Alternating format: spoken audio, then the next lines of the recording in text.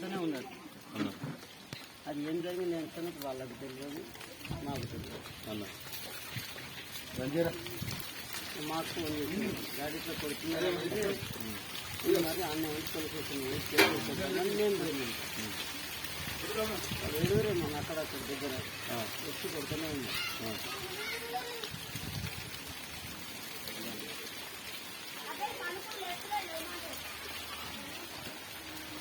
మాకు ఎదురుగా రానే వచ్చి రాని కాడికని అయిన దగ్గర అప్పుడు మా తమ్ముడు ఇంకా వేరేటోళ్ళు ఇంటి దిక్కు వస్తున్నారు.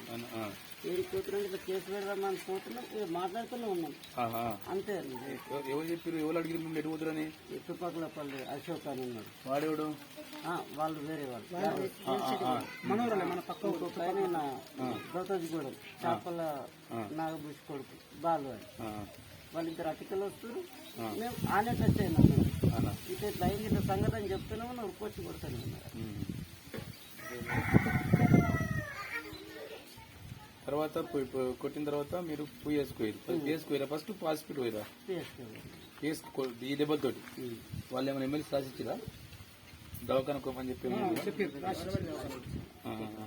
Government hospital పంపిరు. ఏమన్నా కులం పేరుతో తిట్టడం కానీ ఇట్లా వాళ్ళు మీకు ఇంతమంది ఏమైనా తెలుసా? మాకు తెచ్చలేదు, మాకు అసలు తెలియదు.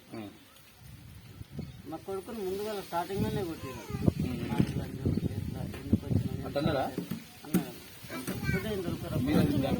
క్లియర్ గా రాసిన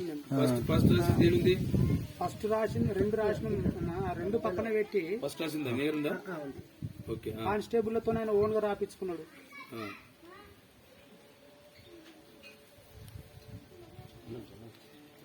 మీరు ఫస్ట్ రాసింది ఏదైనా కాకుండా అది చందన నా దగ్గర